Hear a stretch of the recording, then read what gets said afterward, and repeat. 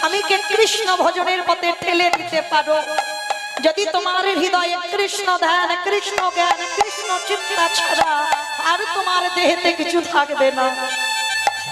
তোমার সর্বদাই ভাবনা কৃষ্ণ কি করে ভালো থাকবে, কৃষ্ণ কি করে সুখে থাকবে। আর স্বামী যদি বাবা নেশাগ্রস্ত মাতাল হয়, সে যদি কোনোদিন একাদশী না করে, হরিবাসরে যদি না যায়, ভাগবত আসরে যদি না যায়, তার চরণ ধরে যদি তুমি সঠিক পথ দেখাও, তুমি হবে পৃথিবীতে সহধর্মিণী। সত্যবতী মা বলছে, তুমি চিন্তা করছো কেন?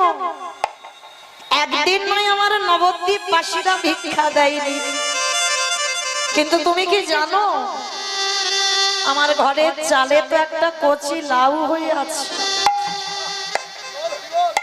আর আমার মহাপ্রভুর খুব প্রিয় গো কচি লাউয়ের পায়েস।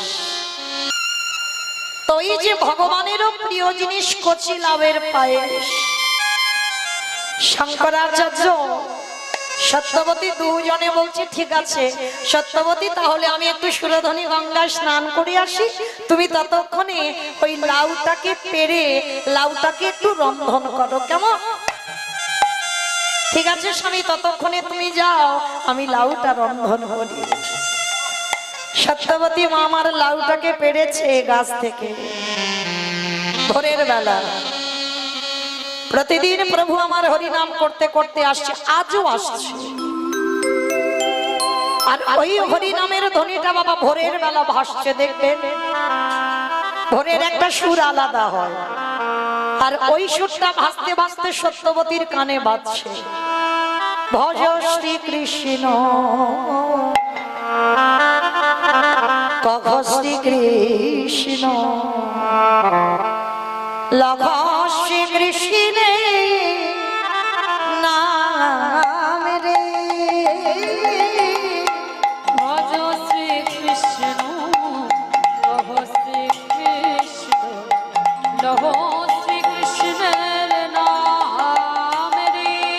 আস্তে গাইবো না, আজকে আর কীর্তন হবে না। কেন হবে না? ভক্তগণ সবাই বলছে গৌর হরি, তোমার যদি গাওয়ার ইচ্ছা হয় তুমি একা একা গাও, কিন্তু ওই গান আমরা কেউ গাইবো না। বলে আরে বাবা বলবে তো কেন গাইবে না? বলে শোনো, ওই নাম আমরা গাইবো কেন, দরকার হয় তুমি গাও। তাহলে তোমরা কি গাইবে? কি গো মায়েরা, কই দেখি একবার হাত দুটো তোলো তো সবাই সন্ধ্যাবেলা, সবাই প্রত্যেকে, কেমন প্রত্যেকে বলবেন, আমি গাইবো আর আপনারা সবাই গাইবেন। ভজ গৌরাঙ্গ কহ গৌরা